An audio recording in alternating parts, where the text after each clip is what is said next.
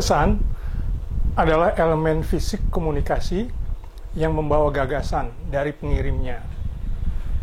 Gagasan sendiri bersifat mental, bukan fisik.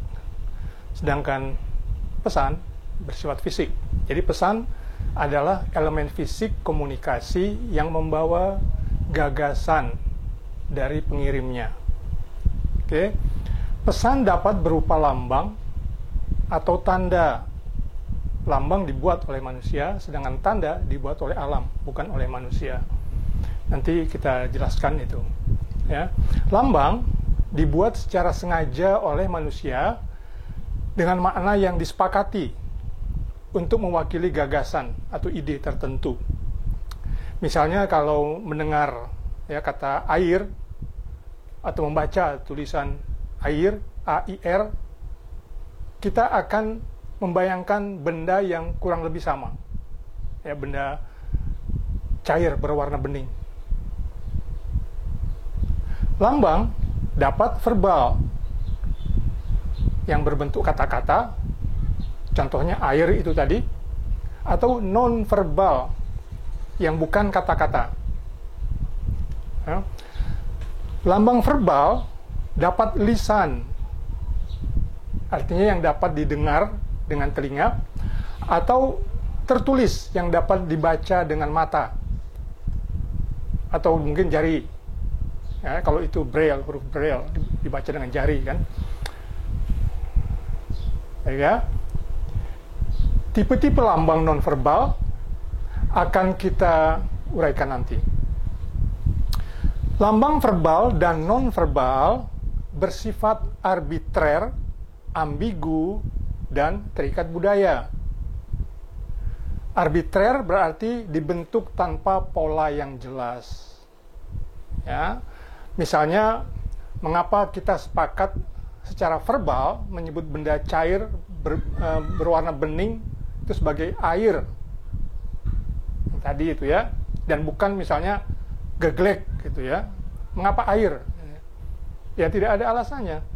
Itu disebut arbitrer, tidak ada pola.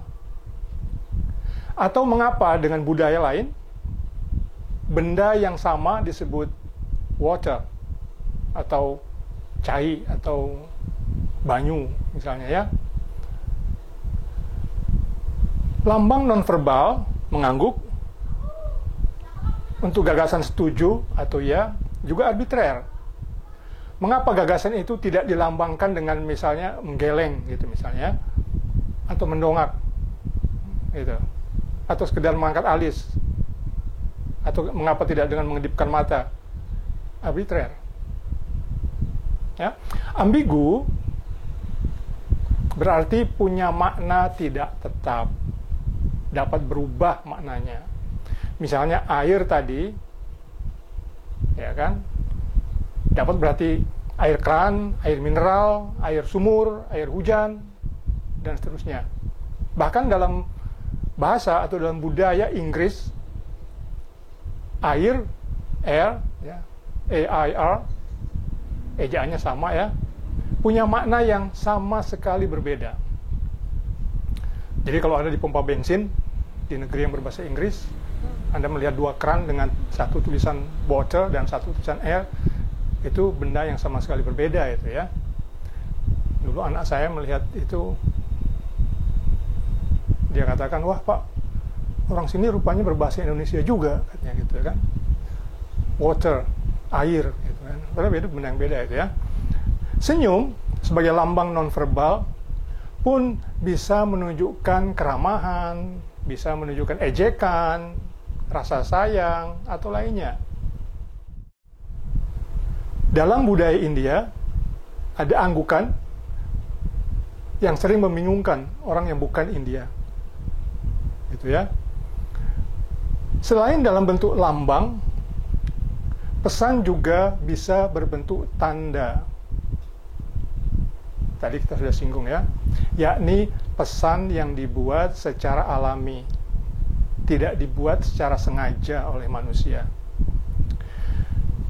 Misalnya menangis, berarti sedih. Suhu tubuh tinggi, berarti sakit.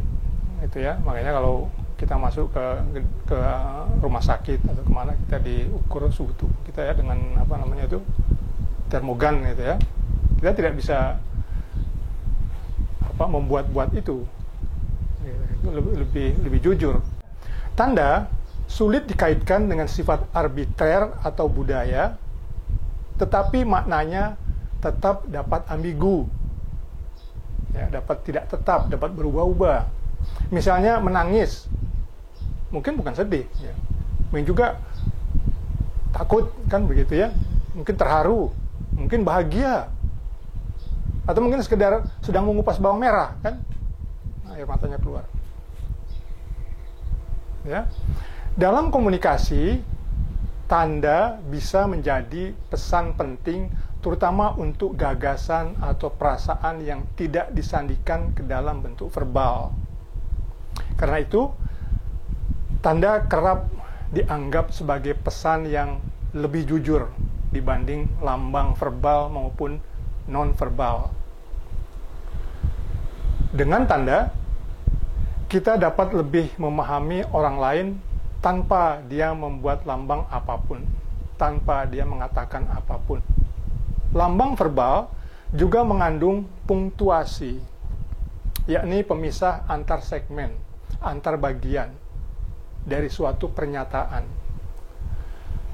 Pada lambang verbal lisan, punktuasi berbentuk intonasi, nada-nada ya, yang menandai awal dan akhir suatu segmen, serta jeda antar segmen, jeda waktu ya, waktu kosong ya, selang waktu. Pada lambang verbal tertulis, punktuasi berbentuk koma, titik, dan sebagainya.